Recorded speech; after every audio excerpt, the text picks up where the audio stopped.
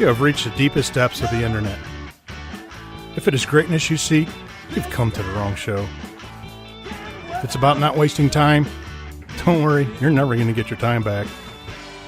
If it's knowledge you seek, just be aware, any knowledge gained here is going to be minuscule. So now it's time for Accost the Field with Tony Gerdeman on the Ozone Radio Network.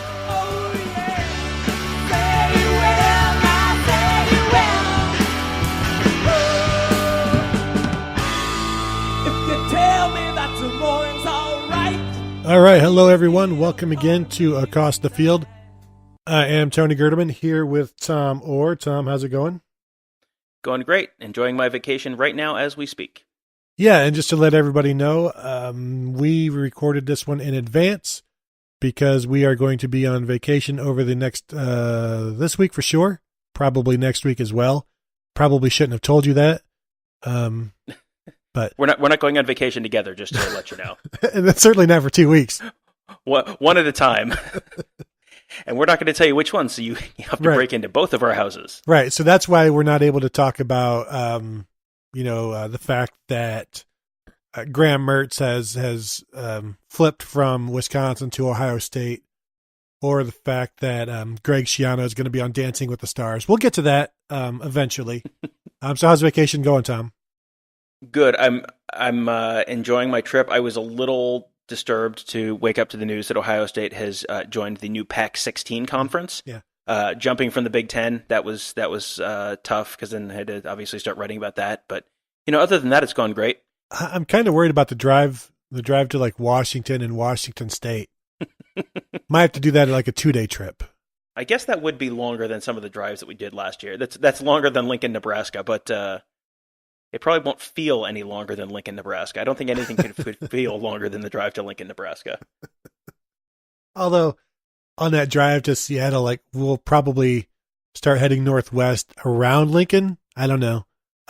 So you get to Lincoln and you're like halfway there. We got to go see Mount Rushmore. Yeah, let's go go see Yellowstone. Let's make a trip of it. Yeah, let's not go through like places we've already gone through. Let's just like maybe go straight up to the UP and up and around that way. Yeah, let's do that. So June has totally flown by. Here we are in July. And so what this show is going to be is, the way Tom has titled it is, Best Buckeye Lists.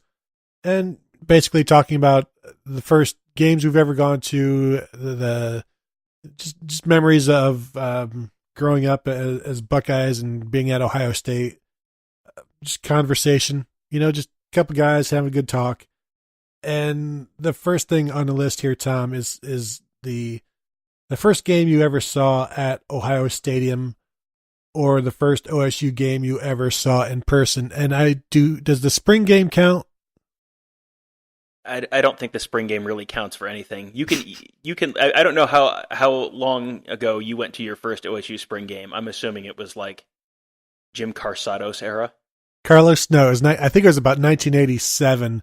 My buddy's dad won tickets on the radio because we're from spring game. He won spring game tickets on the radio. I'm telling you, we're from the country.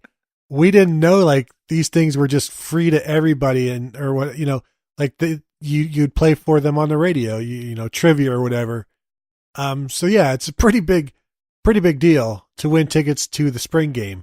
Did he have to like pay taxes on that great radio prize, or? No, I think that's just because it was under a certain value of like $500 or whatever, barely under that value. But also you got to realize I come from an area where every morning on the radio, there's a thing called a pop quiz where you literally play for like a 12-pack of soda. So, it's not funny, Tom. We're real people. You're real people, but it is funny. So I when I was looking at this list last week, I originally, because I got to Ohio State in '94, so that was my first real game, and I just looked at the schedule that year to find out what was my first game because I have no recollection of it. And Ohio State, the first home game that year was Pitt. And I totally had no memory of that game. And then I looked today, and it turns out that I wasn't even in school yet. So that's why I didn't remember that game. My first game would have been the Houston game, which was game 4 that year. But it was the first home game where classes had started. And Ohio State won that game 52-0, was up 36-0 at the half, were 38-point favorites, and freshman running back Jermon Jackson, I believe of Ironton, scored 3 touchdowns. Those were his first career touchdowns. Pepe Pearson scored a touchdown. That was his first career touchdown. Tom Hoying even played. So that's how much of a blowout it was. What was your first? For me, we've talked about this. I grew up on the East Coast, so I did not.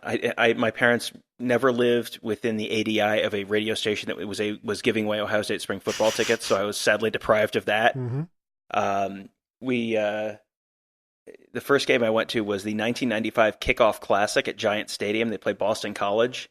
That was a year when they were coming off that 94 season where they'd lost 4 games, and everyone was pretty hopeful that it should be a pretty good year, but didn't really know. And Boston College, that was I think that was Dan Henning was still their coach. And, Boston College at that point was, like a top 20 kind of program, and Ohio State just blew their doors off. Sean Springs ran back a kickoff. Eddie George finished with 99 yards. I believe that was the only game that year where he finished with less than 100 yards, and he finished with 99. Yep. So, and Terry Glenn had some insane diving catch on some long bomb down the middle at one point. So it was a very impressive showing. They just blew BC's doors off. The first game I ever saw at the Horseshoe was the following year, 1996, when I was a freshman. I came out early for, before school started. Mm-hmm. I flew into Columbus and went immediately to the house of my freshman year roommate, met him for the first time. He lived in Columbus. Dropped my stuff there. I was going to sleep at his house for one night before I moved into the dorms. And then went to the Rice game where they beat Rice 70-7. And that was the game where it was Ohio State it completely dominated them. And at the end of the game, Ken Hatfield, the Rice coach, said at the post-game handshake with John Cooper, came over and shook his hand and said, "We're never bleeping coming back here again," because he was not happy with some of the late-game play calling where Ohio State was throwing the ball up by 1 billion points late in the game. But that was also the that was the year that they beat Rice 70-7 and Pitt 72-0 the next game. And the Ohio State bookstore used to have a deal where Yep. they did. I was going to ask you about this. Yes. That you could get on the Monday following a home game, whatever the margin of victory was, you could get that % off of, T-shirts or hats or whatever. And so I got some very, very, very deeply discounted merchandise on the following Monday after the 63 and 72 point wins the first 2 weeks. And then they changed it. I think they capped it at 50% after that. That's my recollection as well.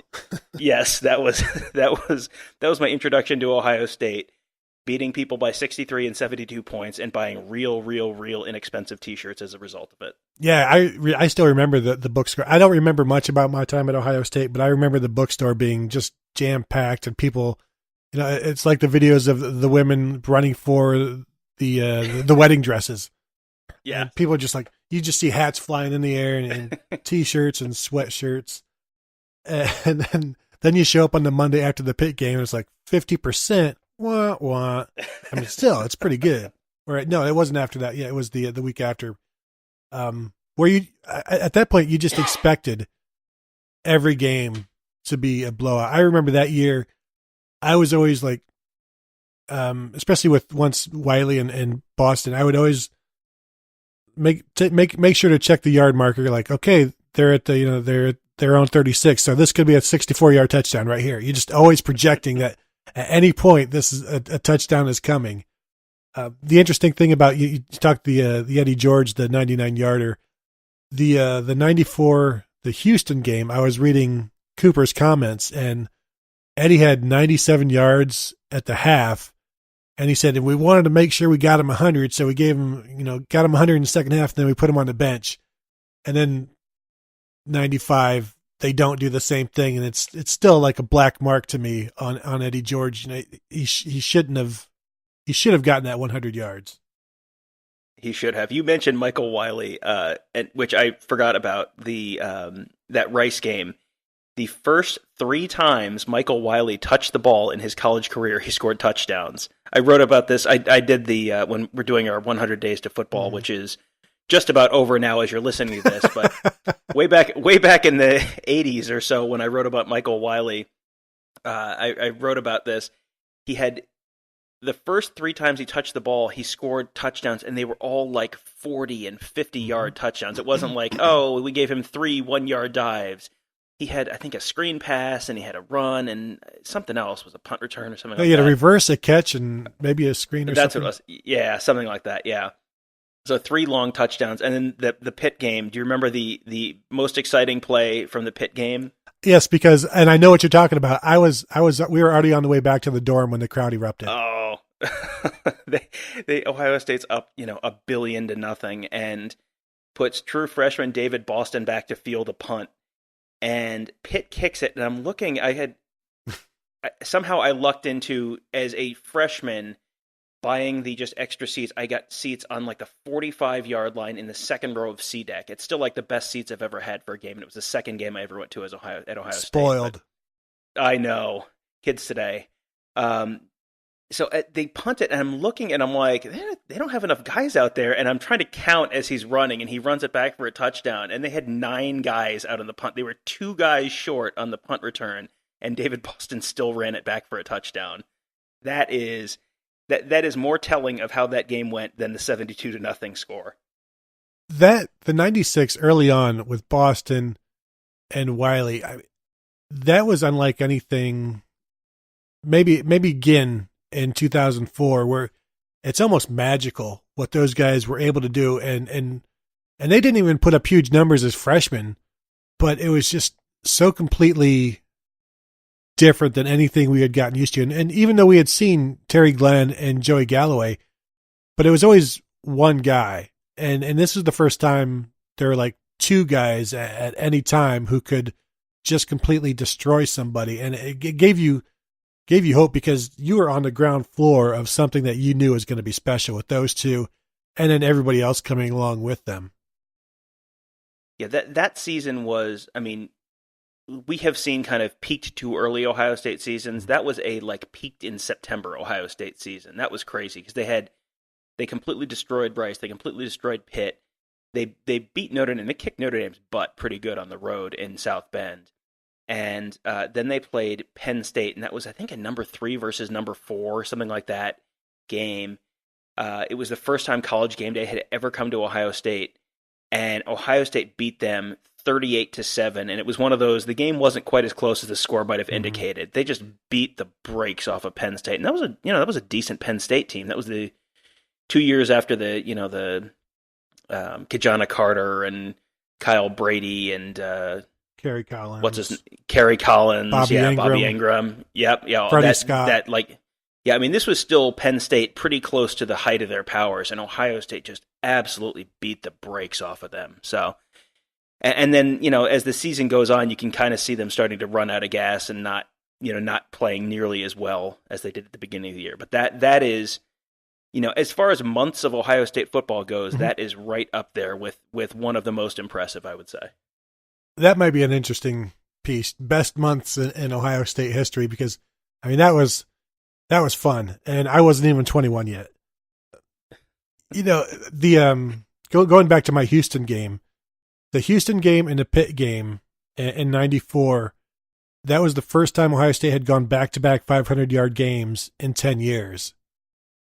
And just think how far we've come from then. It's still, it's an everyday occurrence almost now, but they've gone 10 years without 500 yards in back-to-back games. And I'm sure they did it in 96 as well. And they had to have done it in 95 with that offense and Terry Glenn and Eddie George and Bobby Hoying and Ricky Dudley and all of those guys. But it wasn't always like this, Tom. No, I mean the stats that people put up back then that people were oohing and eyeing over. Now you have a game like that, and people are going, What's wrong with the team? What is wrong with this offense? They can't. They look terrible. They look all out of sorts." So, yeah, that's. I mean, you look at some of the stats from quarterbacks back then. Bobby Hoying's numbers back then don't look particularly impressive next to JT Barrett's. And even the wide receivers, some of the running backs, it doesn't look. There are certain guys who stand out, but on the whole, like total offense and that kind of measure, yeah, it is a whole different game now than it was back then. So the next one here is most exciting or your favorite game you saw in person at Ohio Stadium, excluding Michigan games. I'll let you go first on this one. I have 4 different ones. I've got like 5 or 6. I know. I've got 2 from the 2003 season, which people don't necessarily think of as like an amazing season. No. But the North Carolina State game, triple overtime against Phillip Rivers, that is, I think that is to this day the most impressive performance I've seen from an opposing player was Phillip Rivers in that game. I mean, you could argue the Vince Young game in 2005. There are a few others, but that is Phillip Rivers was so freaking good. That was an amazing performance, and that ended up 46-44 or something like that in triple overtime. That was a heck of a game. I have Purdue in 2003 was the other one, which was one of those classic trestle ball, just disgusting, gross, close games. It was the week, I think it was the week before Michigan in 2003. Ohio State was still kind of in the national title race, and it went to overtime, and I had just incredible seats for that one, too. It was, I was writing for the Ozone at that point, and Dwight, I'm forgetting his name now. He was left coast lefty on the board on the for a million years. Dwight, I'm never forgetting his last name. Dwight Yoder, yeah. He had club seats, and he had seats, I mean, like on the 45 or the 50, most of the way up the club section, and it was like, what do you do for a living, and can I go back in time and major in whatever you majored in college? And that was a game where Dustin Fox just got a fingertip on a field goal in overtime and tipped it just wide. Jim Davidson got an amazing picture of that, and so yeah, that was another good one for 2003. I've got 2 more, but I'll let you go first because we'll probably overlap on some of these. Well, it's funny that you have a Purdue game because for me, the first answer I always give since this game happened is Purdue in 2012 when Braxton went down and Kenny Guyton had to come in and save the day because I was down in the corner of the end zone where everything took place, and that game was completely lost. Because even Guyton came in and threw an interception, and then you knew it was over. And yet then they still came back and were able to. They were down 8 with 37 seconds or left, and he marched him down 50, 60 yards, and then found Chris Fields for the touchdown on the goal line, and then just the composure and the balls of the 2-point conversion. To be calm while I think Jeff Hireman is working his way through on the through the scrum to get open away from the play, and all of this is happening. I'm down there on the goal line where all of this is happening. Same place I'm down for the 2016 Michigan game, like in that same area where just everything is happening, and to be right there when you're seeing something that absolutely should not have taken place, and for it to then happen, and now they go to overtime, and of course Purdue is like, we had our chance, it did not happen. Sort of like the Cavs way back last month when J.R. Smith dribbled the ball out, like the Cavs knew, well, that was our chance, and then Ohio State won in overtime. But for me, that's just because it was something that to see something that insane is one that stands out. And did you say 2 games? Did you go with 2 games already? Or I had 2 games already. Yes, right, I had 2003 North Carolina State and Purdue. I think I was a sophomore for the '95 Notre Dame game, and I think that one was. I mean, we had been anticipating that one since before we even got to Ohio State, and we knew that we would have tickets for that game.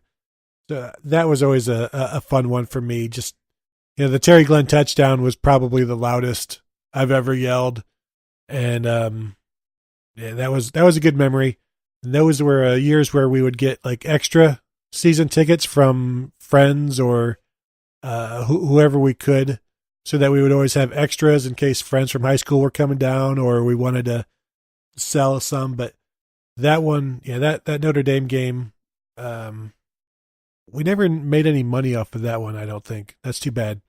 We should have. I think that was the entire purpose of '95 was to make money off that Notre Dame ticket. But that's another one for me. You're talking about these great games from amazing seasons. I'm going to go with 2011 Wisconsin, which was not an amazing season, but that was a game I almost didn't go to because it was just the season was just kind of depressing at that point, and it was like, do I really want to go? And ended up going, and I mean, this is a totally lost season. They're playing a pretty good Wisconsin team. That was Russell Wilson was on that Wisconsin team, and they just completely pull the game out of their butts. Braxton Miller has this, rolls right and just heaves it down to, I think, was that Chris Fields too? I think it was Chris Fields down in the end zone. Devin Smith. Was it? Oh, it's Devin Smith. Okay, it was Devin Smith down in the end zone.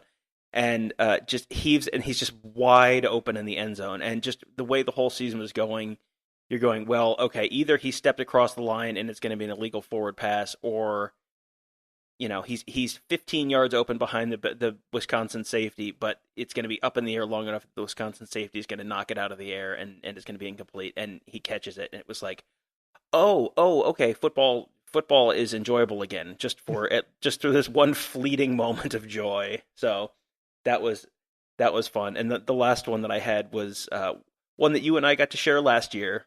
That Penn State game was that was one of the strangest games I've ever seen, because they were so far out of it early, and then just pulled this incredible miracle comeback. But the officiating was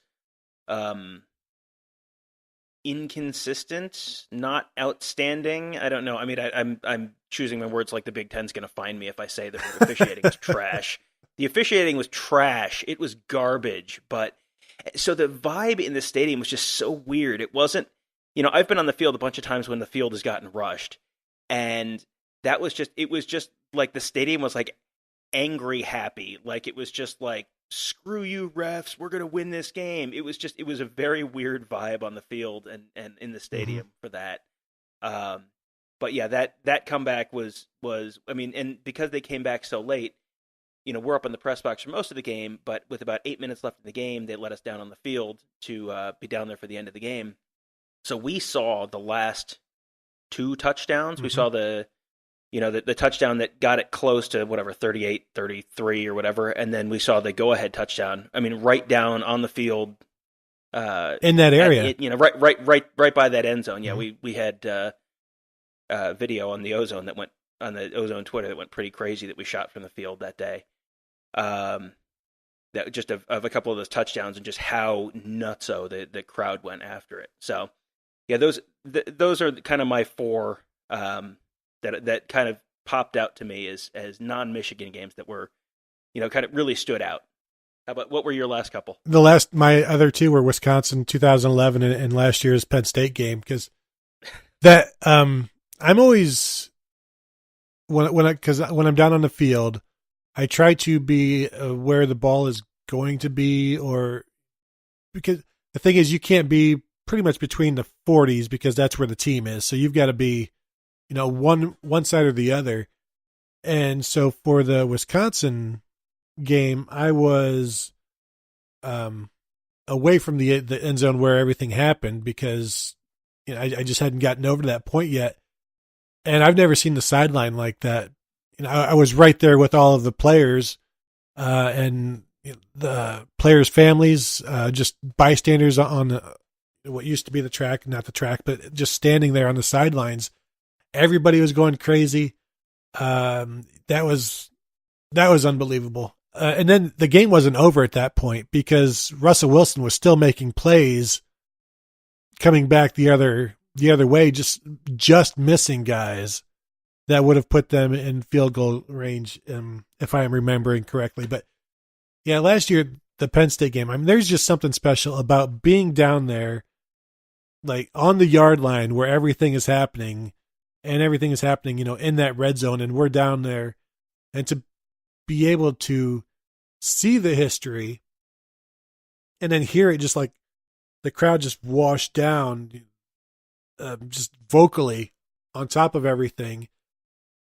And then I still, then I got the shot of Isaiah Prince and Jamarco Jones in tears. See, I wasn't gonna take credit for the video. I just said we shot. Okay, dear listener, I shot all of it. Don't let Gerd lie to you. I do have video on my phone of that, but so I did shoot some of it. I don't remember who shot what. It's a team effort. I'm not here to talk about the past. But then I was afraid. I almost missed the post game because I could not get through the crowd to get up to the post game, to get up the tunnel to get there. And I don't know how long after the game, because everybody rushed the field in 2016 after Michigan. This was different. And I remember tweeting afterwards that I had never smelt so much pot in my life. People rushed the field, blazed, and then just stayed there and would not move. People were just happy to be down there, but then they were like, you know what? I think I'm just going to camp here.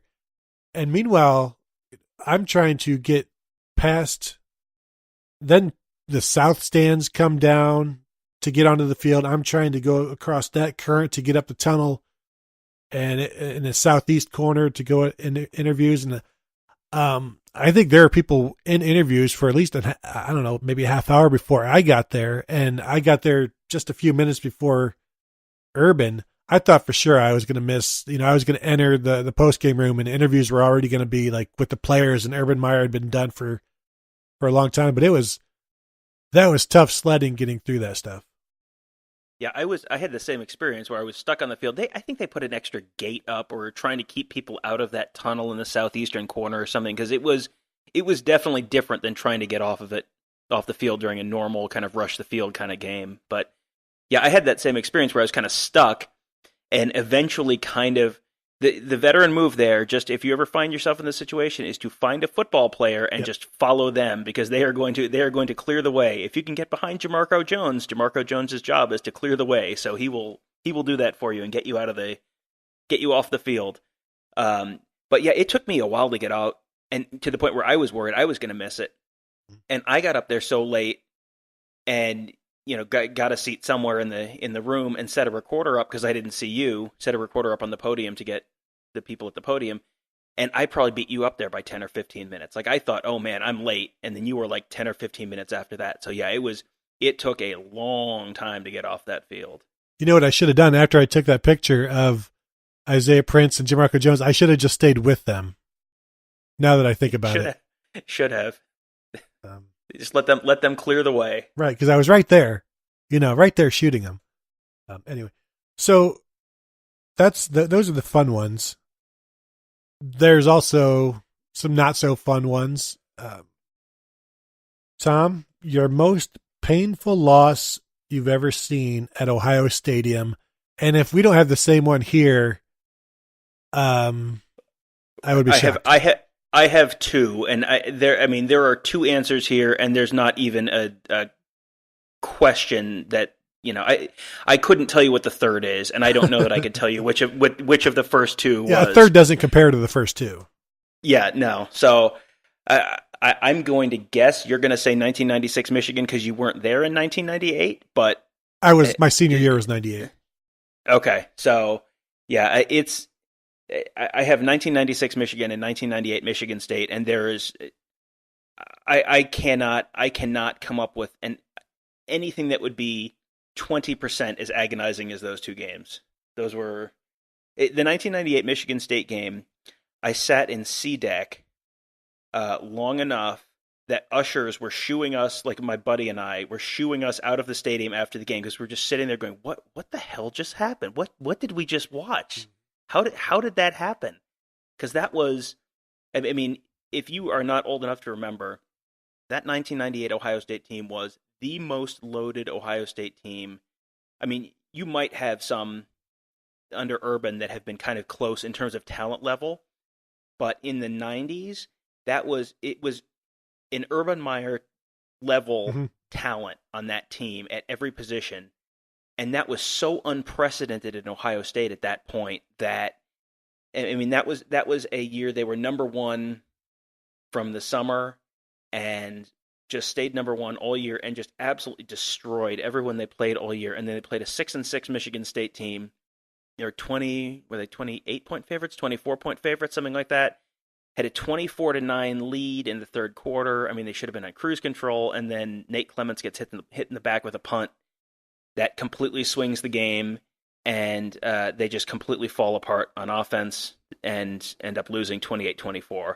That is as stunning a loss. I mean, the 96 Michigan game was extremely painful, but at least it was like, well, okay, it's John Cooper, so this was a foreseeable thing because it's John Cooper, so of course they're going to blow it in the Michigan game.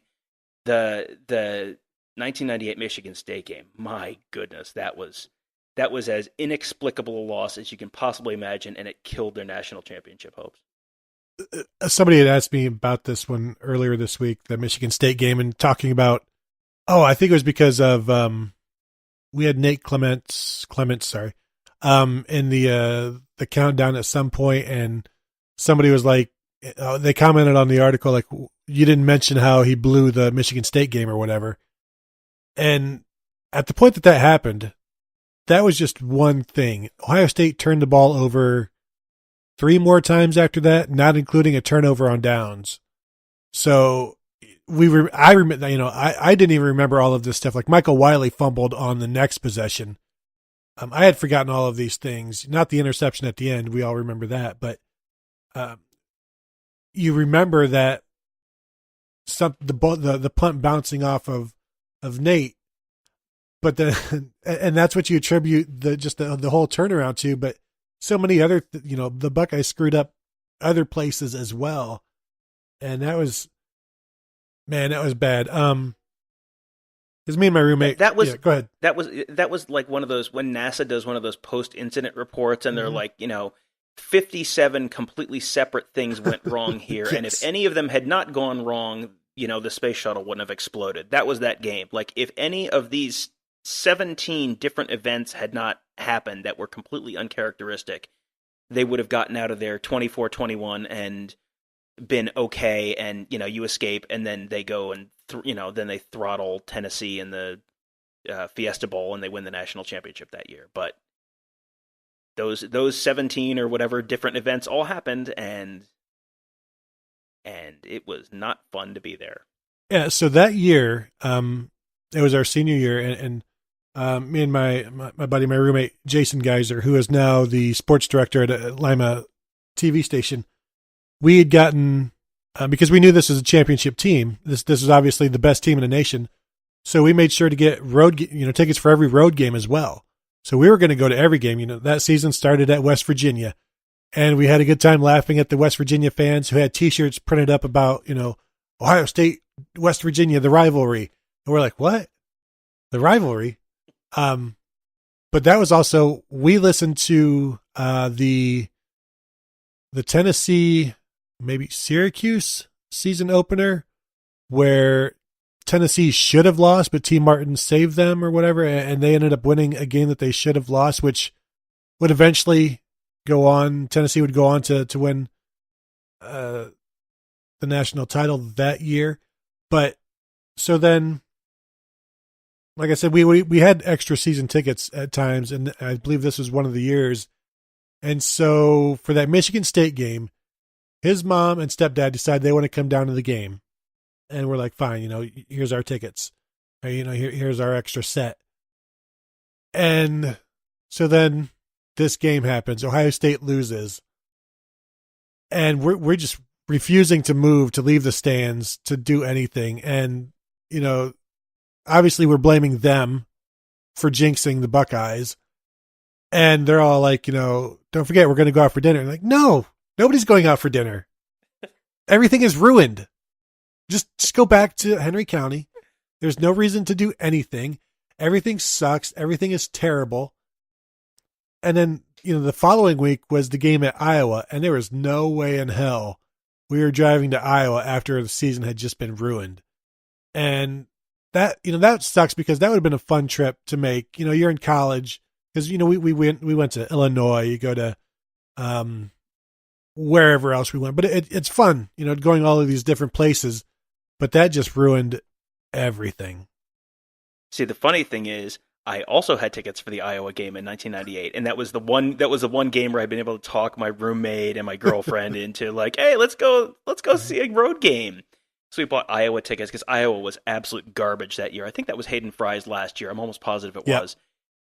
So they were awful. So tickets were extremely easy to get. So we bought tickets for the Iowa game, and then that's the week before they lose to Michigan State, and we're kind of looking at each other like, well, do we want to go? And of course, we're in college, so we're poor and we have no money, and so we drive there, but we didn't get a hotel because we didn't have money for one. So we drove there, slept in the car in the parking lot for a couple hours, got up, went to the game. Ohio State wins 45-14, I believe.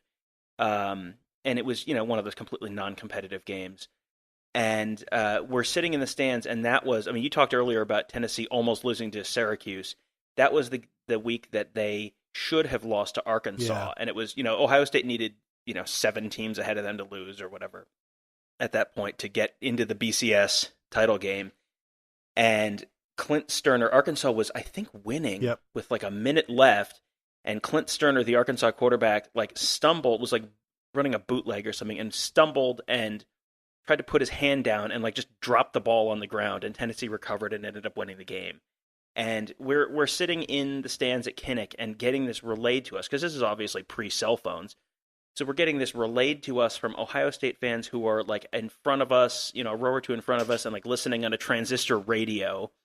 And, they're sort of explaining okay, this is what's going on in the Tennessee game, and we're all cheering. And then all of a sudden that happens. And they just turn around and just went, Arkansas just effing fumbled the ball. And that was that. And then we drove home, and that's about as close as I've ever come to falling asleep on a drive. Driving back from Iowa City after not sleeping very much the night before. That is not the recommended way to do a road trip. That was not the smartest decision I've ever made, but that was my 1998 Iowa story. I didn't even write down 96 Michigan because it's 98 Michigan State, and then whatever else is fine. And that 96 Michigan game, the 95 Michigan game had set the tone, and that the first half where Ohio State is moving the ball up and down the field, but they only have 9 points to show for it. I don't know about the players, but I was starting to clench. This is not good. This is not good. So there was no Michigan loss back then that would catch you off guard, So the pain wasn't there. The shock wasn't there. That Michigan State game will forever live on. And, it's just the worst thing ever. The next topic here, your favorite game day stop or tradition when you were at Ohio State or were younger. This could be something like we always went to the varsity club before a game or the skull session. What was your game day routine?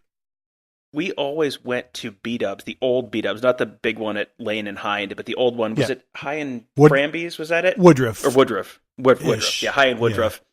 Yeah. And back when they had, was it 10-cent wing nights on Tuesday, I think? Mm-hmm. Might have been 25 cents when I got there. It's, I don't know, whatever, $17 wing nights now on Tuesday there. But back then it was 2 B's for, 5 B's for a quarter. We would have hang onions from our belt because it was a style at the time.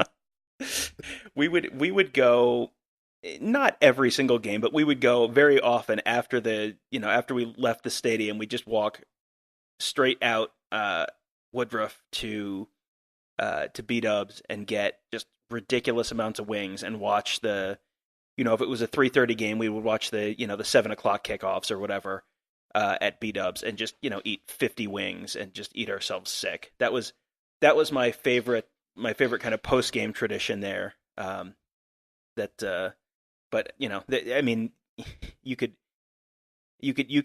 list any number. The varsity club was very strategically located on the way to and from the Schottenstein Center if you were walking to basketball games, that type of thing. But yeah, the B-Dubs was always my favorite, at least college, football Saturday stop.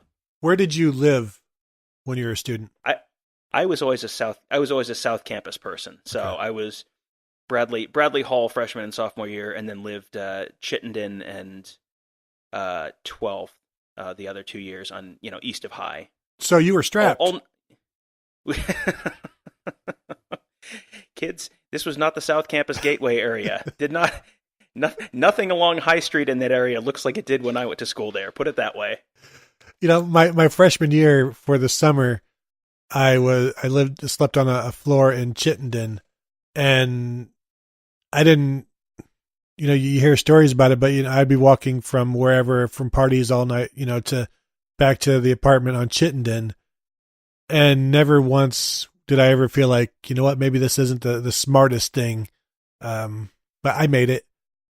Where I lived, for a couple of years, I only lived 1 year in the dorm, and then we moved to North 4th between like 17th and 18th. So it was a pretty good haul, but that also became part of my routine, of our routine, walking from the apartment, down to, I think we'd go down to 15th and walk fraternity row. It was such a part of us that we almost even went to a crew game in the spring just because we missed the walk. This is back when the crew would play in Ohio Stadium. Like, you miss just the whole game day thing, and where you're walking down, and every apartment house, whatever you're walking past, is blasting fight songs and everything, and marching band music, and you learn all of these different CDs. You don't have to have any of them, but you know all of them because you just hear them every single week. When like the band, like the band leader comes in, and now we're going to go to the flugelhorns, and now this is when this comes in, and it's just fun. It was just part of the memory, and then so we would eventually make our way to Charlie's and load up on cheesesteak and cheese and bacon fries before the game, and then generally after the game, I think it depends on when we were under 21 and over 21, but we would. If we were under 21, we would just go back to the apartment and watch the game again because we would have recorded it on what they call back then a VHS tape. And in the instances where the games were actually on television, I think my freshman year, like I said, it was 94. I think back then they were only allowed to be on TV like 5 times nationally per year or something like that. These are really archaic rules. But we would go back to the apartment and watch the game again and drink, obviously, and then go out.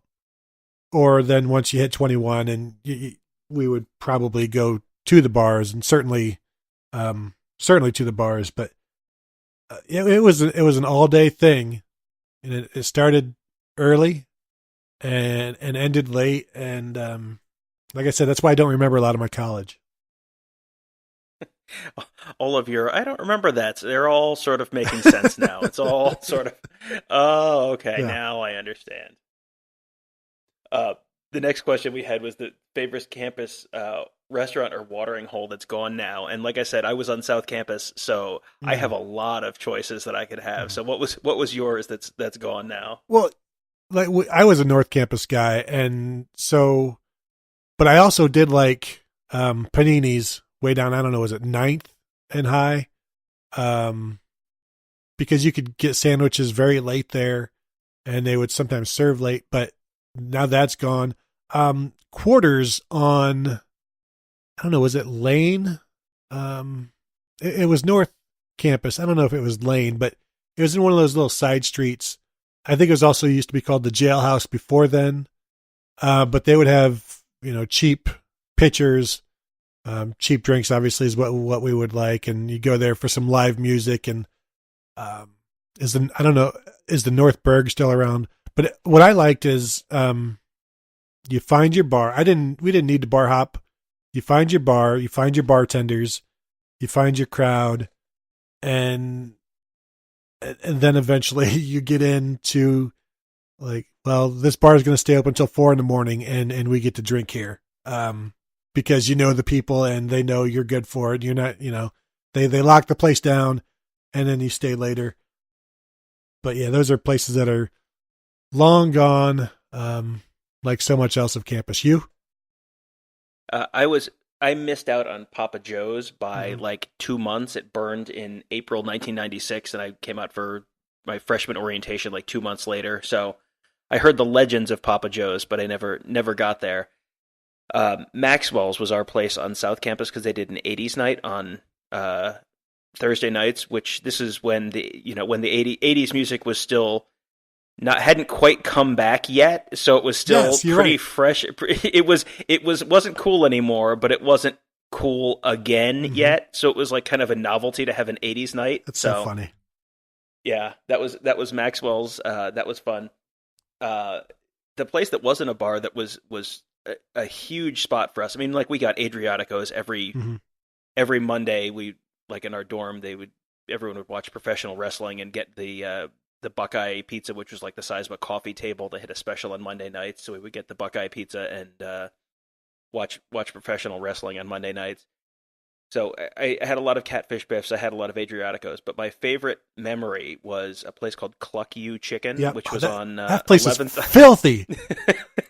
It was a dirty, disgusting place, but that was a Sunday night staple in our dorm because the dorms had 20 meals on your meal plan, and there are, if you multiply 7 times 21, you would know, or 7 times 3, you would notice that if you ate every meal in the dorms, you were out on Sunday nights. So we would get Cluck You chicken on Sunday evenings, and it would just get, chicken fingers and or fried chicken and mashed potatoes and corn. And I'm sure if I looked at that now, I would, be pretty concerned I was going to catch some kind of horrendous botulism or something. But back then, that was good eating as a freshman who didn't know any better in 1996.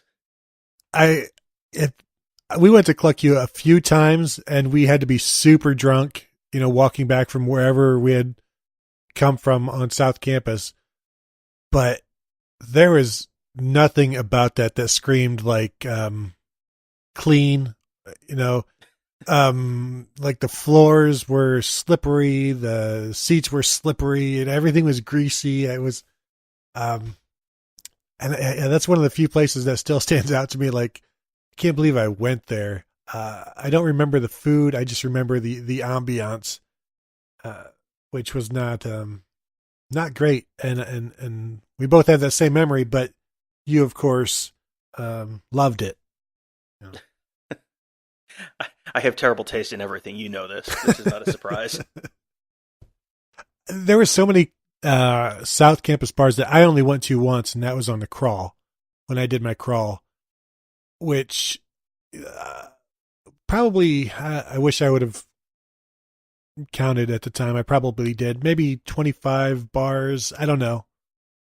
I couldn't even been that many because you can't do a drink at all of those and still survive, I don't think. But we managed to. But so there's a lot of places on South Campus that, I found out like I did like them the one time I went, but it was just, by my senior year, then I was living on like 16th and High behind like the Bank One, or so I didn't want to venture too far south, especially when my favorite place is what we'll talk about next, and that was the Outer Inn. And once I became 21, I didn't really have a need for any place else other than B-dubs for food, and obviously you're going to switch things up, but the Outer Inn for me is, I haven't been there unfortunately, maybe a decade or so, but it still holds a very special place in my heart. And we go there every Sunday night, mug night, 50-cent mugs of Miller Lite, shoot free pool, or just, hang out on the patio, or the porch was the best, front porch, hang out there. And when it was like the first good spring day, you forget about classes, forget about your campus job. You don't, call in sick. You can miss those 4 hours of your 20-hour a week job and just chill at the outer end and hope that your boss doesn't see you, I guess. Yeah, outer end. The next question was favorite campus restaurant or water hole that's still there. So we've made that transition. Yeah, outer end for sure was a favorite of mine and my friends in school. On the South Campus side of things, Mama's Pasta and Brew. Oh yes, that gets completely lost on people because it's just hidden away, mm-hmm. and it's in an alley. Yeah, it's in an alley like next to where SBX used to be. I guess SBX isn't there anymore, and south of where Long's used to be. And you had to like notice a cardboard round pizza tray taped to a signpost that said, spaghetti and meatballs and what dinner, $3 or something ridiculous like that. And once you noticed it and went down there, it is literally a hole in the wall. It is. And it's not big in there.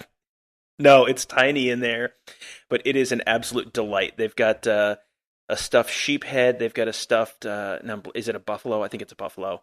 But stuffed animal heads on the walls. It's just a tiny little place that they have very clearly not changed anything inside there since the 1970s. So if that is your kind of place, that is a Mama's Pasta and Brew. I'm sure Campus Partners is going to get them at some point. But until they do, go find yourself some time on in a booth at Mama's Pasta and Brew. And along those same lines, the Beer Stube on South Campus. That is another place that is an absolute classic. Hasn't changed a bit since I was in school, and worth a an evening of your time there at some point. That place has a fantastic jukebox. If you are of certain musical taste, that is a fantastic jukebox. By the way, you're talking about the 80s music, and I still remember being like, it was 96, 97 or whatever, going to like World Record or Used Kids or Magnolia, Thunder Pussy, looking for 80s compilations.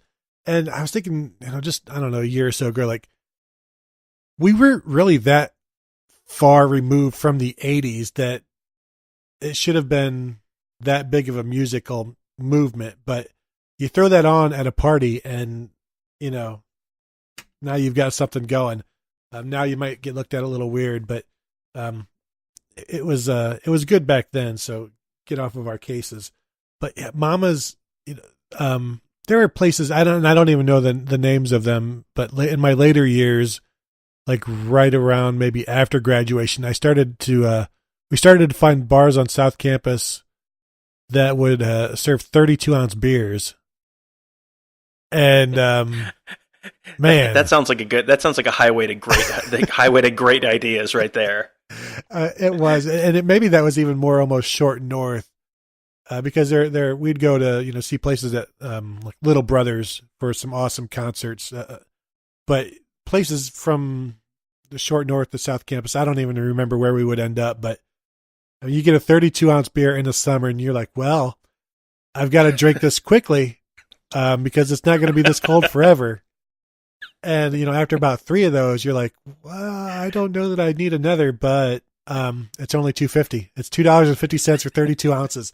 I mean, you can't say no to that. It would be irresponsible to say no to that. Right. Yeah. Speaking of inexpensive food inexpensive imbibables making you make poor choices, at some point during my senior year, my buddy Tim realized that this is going to be a real blast from the past. Down at City Center Mall, Spinnaker's restaurant had free wings on Thursday nights, Tuesday nights or Thursday nights. I don't remember what it was, but they had free wings, like free bar snacks, including wings and that kind of stuff, So we would go on, at that point, Ohio State had just instituted a $7 a quarter or whatever fee for the Coda bus that you Yeah. could use your Buck ID and get on the Coda bus anytime you wanted to.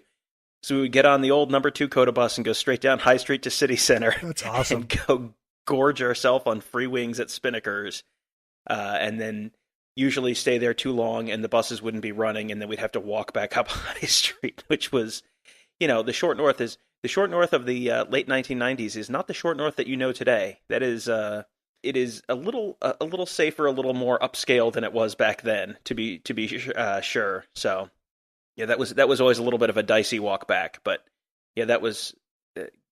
I have not thought about City Center Mall, but as soon as you talked about going south of campus, Spinnaker's popped into my mind. So yes, that's kids, ask your parents about City Center Mall. Yes, the last freestanding Radio Shack in Ohio, I believe, was at City Center.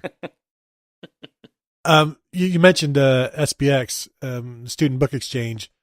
If you have one textbook to return, where are you going to get your best dollar back? You get an SBX or Longs? There's one answer.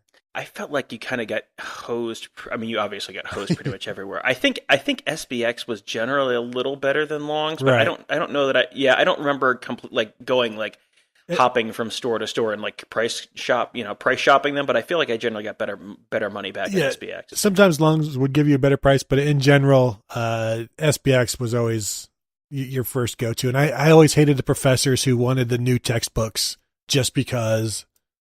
And Tom, these kids nowadays, and I found this out a couple years ago, the professors put the notes online for free. Now, if we wanted notes and we didn't want to go to the class, we would have to buy the notes from, there are businesses that sold notes. And these bastards would print the notes out on red paper so you couldn't copy them on a photocopier. And you couldn't, spread them around or share them around.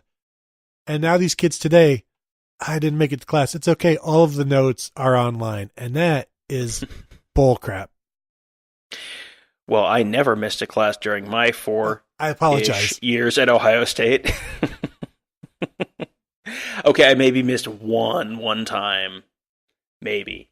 I definitely remember the notes section of there was a place at 15th and High, like an upstairs place next to whatever. I mean, it was O Patio for a million years, but when I was there, it was Flying Tomato or something that bar at 15th and High across from where Longs used to be. Yes, I remember the notes store. Kids today, I tell you. All right, that's a fun trip down memory lane. Interestingly, I forgot about this part. At the outer end, you'd write your name or wherever on the bathroom, the stall, or I had Gerd written on the at the urinal. There's a ledge for your beers, and I had my name there for years. I don't know if it's still there. Probably is not. But I worked for OSU at that time, and I had a coworker who was in her 60s, named Claudette, and in the crapper on the stall, I wrote with my Sharpie. I believe it was on the crawl. I wrote, for a good time, call Claudette, and I put the office number there as well. And so I completely forgot about it. Obviously, it's not something I'm going to remember. But a few days later at work, she's like, "Tony, your friends keep calling me." And I'm like, "What are you talking about?" And then I remembered, oh, so the next Sunday or whatever it was when we went back to the outer end, I had to scribble that out to stop people from calling my coworker. That almost sounded like you developed a conscience at the end of that story. So I'm sure I'm misinterpreting that. Well, yeah, you're right. No, I had a heart of gold. It's just sometimes it got intoxicated. Let's go to the next subject here. The next question I have is favorite Buckeye football player ever, and why is it Antoine Winfield, Gerd? It's interesting. When I read the first line, and it's favorite Buckeye football player ever, and I'm thinking, gosh, I'm already thinking about it. I'm like, who is it? And then I see the second line, and it's, why is it Antoine Winfield, Gerd? I'm like, oh yeah, it's Antoine Winfield. The guy, for one, he's the best tackler I've ever seen in football, period. For two, he's 5'8", 175 pounds, and hit as hard as any linebacker I ever saw at Ohio State. I believe he won the Thorpe Award without an interception, just to give you an idea of how good he was. And if Orlando Pace had never been a Buckeye, then Antoine Winfield would be the best Ohio State football player I've ever seen. He was just really fun to watch, and the guy never missed a tackle, was in one-on-one situations all the time, and it didn't matter. It was fun to see him just be fundamentally awesome for me. He was someone who, at the time, everyone recognized, yeah, this guy's a great player, and he might still be an underrated player to a lot of Ohio State fans. I mean, he was just technically so good in so many areas. I would have him. I would have him at least top 10, if not top 5 on my list. But for me, you cannot. I mean, this is not exactly going to be a deep cut here, but I'm going to go with Orlando Pace. Maybe you've heard of him. He is, without a question, the single most dominating player I've ever seen, regardless of position. Like, no one has ever been as good at quarterback or running back or wide receiver as Orlando Pace was at just blowing dudes off the ball. He was, I mean, he started from day one as a true freshman. He went number 1 overall in the NFL draft. He's an NFL Hall of Famer. Whatever hype he came in with, that was a little before my time. And, obviously recruiting was not covered the way that it is now. Now if you landed it on Orlando Pace, it would be, the end of the world. Then it was just kind of, you found out who these kids were. Maybe you read Buckeye Sports Bulletin or something if you happen to get that. But otherwise, it was just, the first game happened, and then you'd see how the freshmen were. And, if he had the kind of hype he had to, that you had to deal with today, he would still have lived up to whatever the hype is. He was so much better than anyone else on the field, especially his last year, 1996. I just remember him. There was a play, and I think it was Pepe Pearson, but there's a play where, the running back is like 40, 50 yards downfield, and Orlando Pace is out in front of him blocking some guy like 40 or 50 yards down the field. I don't remember if that was a Rice game or, one of those, but it was just, he did stuff that was like, there's no possible way a human being that size can move this quickly and do, be this agile. And I mean, it is, I think that 1996 was the year that the Heisman Trophy officially lost me. Yep. Because Danny Werfel over Orlando Pace is one of the greatest miscarriages of justice in sports history. Yeah, I think I've told these Orlando Pace stories before as well, but we were in the same African American Studies class together in '96, and when he didn't show up for the finals, that's when I knew that he was going pro.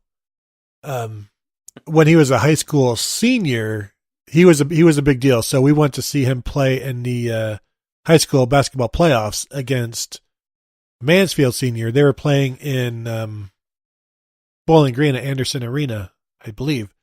So we went to see him play against Sean Tucker, who was like a sophomore, best player in the state, would eventually end up at Ohio State, was not a very good player, but Orlando Pace just dominated him. They were both 6'6", 6'7" post players, and Orlando Pace was drop stepping, and he did this one drop step where he went up and he missed the dunk, but it was just all in one fluid motion.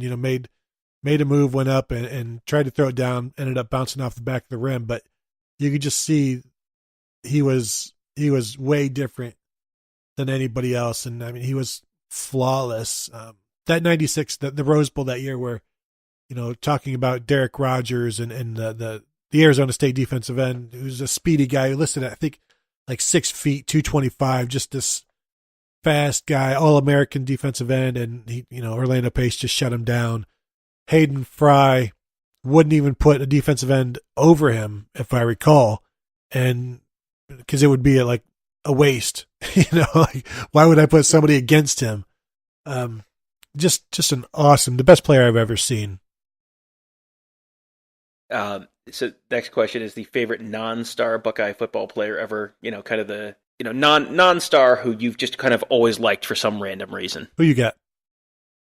See, I have two answers here. One of them ended up an all-conference player and played several years in the NFL, but he started as a walk-on. So I'm gonna count him. It's Antonio Smith. He went to Beechcroft High School in Columbus. He was an engineering major. I mean, walk-on from the Columbus City League, engineering major. Like, that's already kind of a cool story. And then he turned into a really great player, and he was a starting corner on the 2006 team that went to the national championship game and played, I think, 4 years in the NFL.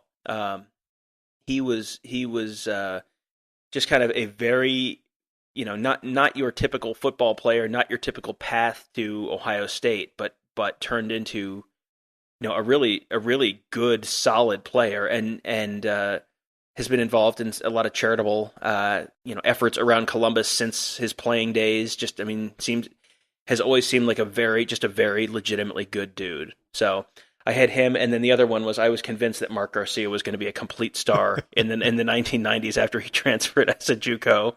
I kept waiting for him to take Joe Germain's job. Yep. I was sure Mark Garcia was going to be the next big thing at Ohio State. Didn't ever happen. Because you remember '96. I mean, you were replacing Bobby Hoying, and yeah, you've got Stan Jackson. Yeah, you've got Joe Germain, but this Mark Garcia guy was the guy who came in with the hype. I mean, he had the JUCO. He was the guy, ready-made, ready to go. But yeah, it didn't turn out. Antonio Smith in 2006, I believe he was also a Thorpe Award semifinalist, which was pretty impressive. Malcolm Jenkins, did he win it in 2008 then, or 7? 8 or 9. 8 or 9. Yeah, because Jenkins was starting at that point, but it was Smith who got I believe he was a semifinalist. I went with Rodell Dupree, who middle linebacker in the 90s, and I don't exactly know, mid 90s. Jersey City, New Jersey's own Rodell Dupree. And I thought he was gonna be awesome, and he probably was gonna be awesome, but he wasn't very good at school, I think. But he looked how Ohio State middle linebackers should look. The dude was intimidating, and he's got a great name. And I was young and I was impressionable, and he was one of my favorites. And he was one of those guys for me. What could have been, and I think he was. And there were so many guys in the '90s like that, where so much talent, but the schooling aspect just wasn't there. John Cooper went through some really athletic, dynamic athletes, but they just didn't have the books, and probably should have never been at Ohio State. But for me, he's one. I also wrote down Devin Lyons. I thought he was going to be really, really good, but then Tressel messed up by moving him from receiver to safety or whatever, and they just couldn't find a home for him. But Devin Lyons and Albert Dukes, man, they were going to do it. They were going to be it, and it just didn't pan out. All right, so we're going to end on a very happy note for everyone. Favorite Michigan game you've seen in person at Ohio Stadium? I mean, this is 2016, and I'm not as emotionally connected as I was when I was a student, but that was a freaking awesome game. It was overtime, double overtime. To see just all of this history come down to these two overtime periods, and the way things looked good for Ohio State for a while, then didn't. I was down at the opposite field where Wilton Spate found, I don't even remember who, for a touchdown in overtime. And then I was also down in the corner where Curtis Samuel scored. I was right there at the end. That was just something you never expect to see, something that very, very storybook, very fake, if it wasn't reality. And that's something that for me, that's an easy one. I was in the stands for the '94 game. That was my first Michigan game. I was in the '96 game. No, '98 game was fine, but you knew they were going to win because they were the best team in the nation. And then I've been in the stands, 2012. I mean, nothing compares to the 2016 game. I'm sorry, did you just say that you knew they were going to beat Michigan because they were the best team in the country when John Cooper was coaching? I just want to make sure I heard that correctly. Yeah, because totally. Totally. Yeah, absolutely. We did touch on the fact that you don't remember a lot of your college. So, I mean, it's possible that you believe that. Yeah, I had two written down. One of them was 1998, just because for all you kids out there, Ohio State didn't used to beat Michigan every year. In fact, they used to lose to Michigan every single year. That was a thing that used to happen every single year. So my freshman year, they lost in 1996. My sophomore year, they lost in 1997. That's a whole nother story. I slept outside on the sidewalk on a night that it snowed to get tickets for a bus trip up there, and then was in the second row of the end zone where Charles Woodson returned that punt. That was, again, not a great life choice, but we all walk our different walk. So 1998, they come in, and it was, they've lost 3 games in a row in the series. All of them they probably should have won, and then they thumped them pretty good, 31-16 in that game. That was a big enough deal that my roommate took a picture of the scoreboard with his camera and had it blown up to poster size and framed, and we had that hanging over our TV in our living room. The Ohio State 31, Michigan 16 scoreboard picture, because it was so crazy that Ohio State had beaten Michigan. But to me, I was not at the 2016 game. I was traveling. We had gone to Texas to visit family for Thanksgiving, and I was sitting in the Houston airport watching that game on my phone because it was supposed to be, it was supposed to be just about done by the time we were flying. Like, it should have been done well before we were flying, and then went to overtime, and they're boarding our plane as double overtime is going on, and I'm watching on my phone. So that was probably not the ideal viewing experience for that one. So I'm going with 2006 just because that was. You were there? The highest of. I was there. Highest of high stakes games. I mean, I had awful seats. I was way up in south stands for that game, but I was in the stadium. I mean, the highest of high stakes games. That was, I mean, Bo Schembechler dying the night before or the day before. That was, and my wife was actually there at the TV station where he died that day. So she had called me and said, like whispering, "Oh my God, he's collapsed," and he's, as they were like wheeling him out on a stretcher, that it didn't look good. And so that happens, and it's the day before the number 1 versus number 2 Armageddon Ohio State Michigan game. It was a crazy weird atmosphere, but extremely high stakes, and no one anticipated that was going to turn into a shootout. That was supposed to be a low-scoring Ohio State-Michigan grudge match, and it turned into 42-39. And that was, an unexpected shootout in this extremely high-stakes game was pretty crazy. And of all the years for HBO to decide, you know what, let's do a documentary about this series, then we'll also cover the 2006 game. And It couldn't have worked out better. Now, you went to the 97 game. Was that with Block O? Is that where you got your tickets through? That was through the Ohio Staters. They had a bus trip, and it was, I mean, there might have been 50 people or something. So they had it at the old Ohio Union, and you had to be there at 9 a.m. or something. But, obviously they were not going to have tickets available for people who walked up at 8:58. So a couple friends and I slept on the sidewalk outside the Ohio Union online with, a bunch of other people who were doing the same thing.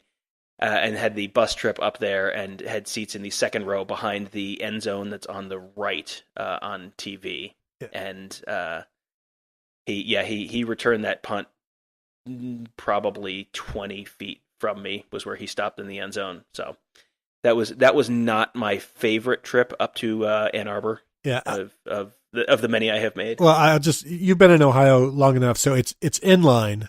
not online. That one, I have lost my accent on just about everything, but there are certain little verbal tics that I have that give me away. It will forever be soda. I'm sorry, I can't help you. But so we went to the 95 game with like Block O, and we had to go to like a Block O meeting, and it was like $80 for the ticket. But we had to, drive ourselves up there. I think half on the way, I bought an Eddie George jersey. And of course, that Eddie George jersey cost Ohio State the win. So it did not make it back to Ohio. And I was probably similar seats to you, like in the end zone, first couple of rows on the bricks, basically, the brick wall. And Tim Biakabatuka just kept running right towards me, again and again and again. And that was not a great day. And that's the same game where, as we're leaving, we're getting taunted by cops, hey, roses, get your roses, stuff like that. And I had a couple of children flip me off, and their parents were laughing, and just really awful people. The nice thing about sitting, down in like row 2 of that stadium is it's super easy to get out when the rest of the crowd is trying to push down. If you haven't ever gone to a game at Michigan Stadium, the entrances, it's sunken down into the ground. Like most of the stadium is underground. So the entrances, at least then, and I think probably still now, are at like row like 70 or something. So if you're in row 2, you have to walk up 68 rows of seats. And if Michigan has just beaten Ohio State to go to the Rose Bowl, there are 68 rows of Michigan people trying to get down, and knock you down so they can get down on the field and celebrate on the field. So it is a long, difficult trip up those stairs trying to get out of that stadium. It feels like there's one door out of there, like one exit. Yeah, that's I can't imagine that would pass fire code today, but that is how that's how that's set up. That was I think I had beer dumped on me, or my friend had beer dumped on him, and some of it splashed on me on our way out of the stadium that day. Yeah, that was not my favorite walk out of that stadium for sure. Do you remember how much your first season ticket cost? I think it was I'm remembering $8 a game. Maybe it was $13 a game, but it was not much for. I'm guessing it was 13. Might have been 13. Because mine was 11. So mine was $55 in '94 for 5 games, which is amazing. I think they've probably exceeded the price of inflation just slightly over the past couple decades. All right. Well, that about covers it. Tom, I should let you get back to vacation. I'm sure my wife is yelling at me right now to go jump in the swimming pool. So I'm glad we were able to take this time. Yep. These are the things we do for you, dear listener. This is because we love you and we cherish you. And next week, Gerd will be taking time off vacation to hang out with you. You know where I'll be taking my time off from? A lake in the middle of Alabama. Roll Tide. RTR. So we'll see you then. Thank you all for listening, and make sure to check out the rest of the shows on the Ozone Radio Network. Check out the content, and we'll get back to the stories that are happening here eventually. And have a good day. Well, she threw away the motel key. I wish it never meant nothing to me. Say it well, now say it well. Oh yeah. Say it well, now say it well. If you tell me that tomorrow's alright, we could steal a car and leave